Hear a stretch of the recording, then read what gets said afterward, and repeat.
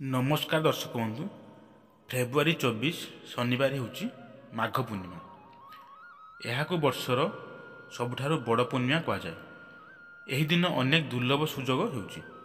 यही दिन गाय को केवल गोटे जिनस खुआईदेले मृत्युदंड पितृदोष जीवन अन्यान्य समस्या दूर हो। माघ पूर्णिमा दिन भगवान विष्णुंकर यथा विधि पूजा करा जायଥାଏ। यही दिन माता लक्ष्मी को पूजा करने सहित स्नान दान तपर अनेक महत्व रही। यही दिन गाय को किसी जिनिस खुआईदेले दुर्भाग्य दूर हो माता लक्ष्मी मध्य प्रसन्न हेबे। गोमाता को देवी सदृश मना जाइए। गोमाता ठारू मिलुवा गोमूत्र गोबर क्षीर दही एवं घी अत्यंत पवित्र अटे। आपण फायदा ए विषयटी शेष जाए निश्चय देखु।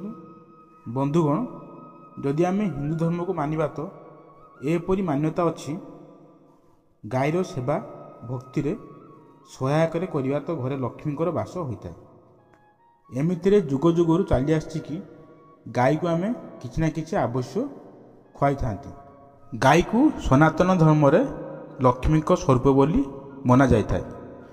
कह जाए जे गायर सेवा करने द्वारा घरे परिवार सुख एवं संपन्न रही है। हिंदू धर्म रे गाय को रुटी खाइबा को देवा द्वारा घरे सुख समृद्धि बढ़ी थाए। किंतु केते थर गाय को खाइबार देबार किछि भूल हो जाए। तो कौन से तीनोटी जिनिस जहाँ गाय को खाइबा को देवा अनुचित होता है एवं केउं जिनिस खाइबा को देवा उचित होता है?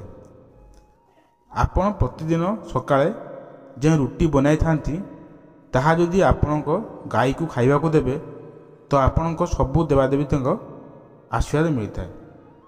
गाय गोरु सहित जोड़ा जाइछि। सेथिपाई गुरुवार दिन गाय को रुटी उपरे एक चुक्ति हलदी पकाई खुआइबा द्वारा सुख समृद्धि धन ऐश्वर्य प्राप्ति होता है।